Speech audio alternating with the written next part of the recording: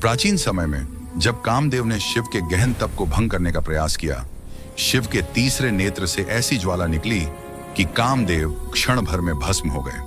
उनकी भस्म से जो तेज फैल रहा था वह अचानक एक दिव्य रोशनी में बदलने लगा और उसी अग्नि से एक बालक प्रकट हुआ, अत्यंत तेजस्वी, प्रचंड और दिव्य ऊर्जा से भरा। देवताओं ने देखा उस बालक का शरीर पर्वत समान कठोर, आंखें धधकती हुई अंगारों जैसी और चेहरे पर अपराजेयता का भाव।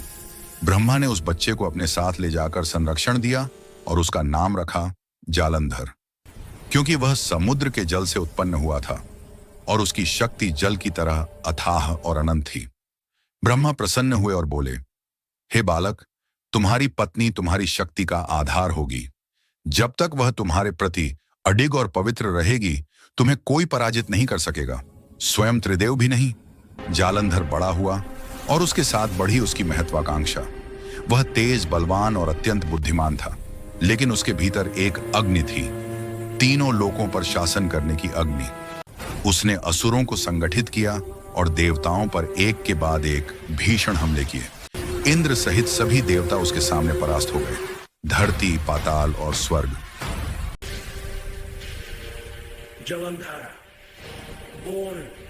देवता परेशान होकर कैलाश पहुंचे और महादेव से रक्षा की विनती की, लेकिन शिव शांत रहे। उनका उत्तर सरल था, जब तक जालंधर धर्म विरोधी कर्म नहीं करता, मैं उस पर अपना शस्त्र नहीं उठाऊंगा। देवता निराश लौट गए। तभी जालंधर का अहंकार अपनी सीमा पार कर गया। उसने पार्वती पर दृष्टि डाली और शिव को संदेश भेजा, मैं पूरे ब्रह्मांड का स्वामी हूं और पार्वती मेरी महारानी बनेगी। यह सुनकर कैलाश में वज्र सा मौन फैल गया। पार्वती क्रोध में बोली, अधर्मी जालंधर, तुम्हारा अंत निकट है। लेकिन शिव अब भी शांत थे। वे जानते थे जालंधर को पराजित करना आसान नहीं। जब तक उसकी पत्नी वृंदा का तप और पवित्रता उसके साथ है, जालंधर अजेय रहेगा। विष्णु ने माया धारण की और जालंधर का रूप लेकर वृंदा के सामने प्रकट हुए। वृंदा ने जालंधर समझकर उनका स्वागत किया, लेकिन शीघ्र ही उसे एहसास हुआ कि यह छल है। उसका तप भंग हो चुका था। वह रो उठी, हे विष्णु, आपने मुझे धोखा दिया, आपने मेरा धर्म तोड़ा। मैं आपको शराप देती हूँ, आपकी पत्नी भी धरती पर जन्म लेगी और कष्ट सहन करेगी। यह शाप आगे चलकर सीता अवतार के रूप में सत्य हुआ। वृंदा अग्नि में समर्पित हो गई और वहीं से जन्म लिया पवित्र तुलसी के पौधे ने। अब जालंधर का दिव्य कवच टूट चुका था। देवताओं ने राहत की सांस ली और युद्ध भूमि सजा दी गई। आकाश में अंधकार छा गया, पृथ्वी कांप रही थी। जालंधर विशालकाय रूप लेकर युद्ध भूमि में उतरा।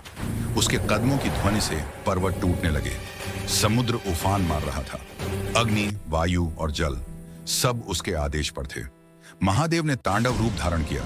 उनकी जटाओं से अग्नि की धारा बह निकली। त्रिशूल तेजस्वी होकर चमक रहा था।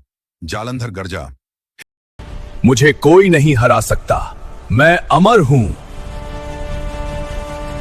तुम्हारा जन्म मुझसे ही हुआ था और अंत भी मुझसे ही होगा। जालंधर ने कई बार शिव को पराजित करने का प्रयास किया, लेकिन वृंदा के तप भंग के बाद उसका प्रत्येक प्रहार कमजोर पड़ता गया। अंततः शिव ने अपना प्रचंड त्रिशूल उठाया। एक क्षण के लिए संपूर्ण जगत स्थिर हो गया और अगले ही पल त्रिशूल सीधा जालंधर के हृदय को चीरता हुआ निकल गया।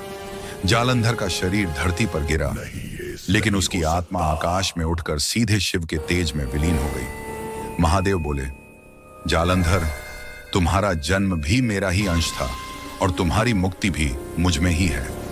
युद्ध समाप्त हुआ।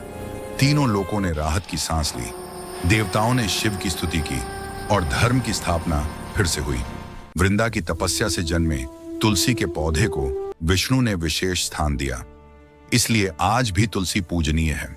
कथा समाप्त होती है, लेकिन शिक्षा यही देती है, धर्म की शक्ति अटल है और अहंकार चाहे कितना भी ऊंचा क्यों ना हो, अंत में टूट ही जाता है।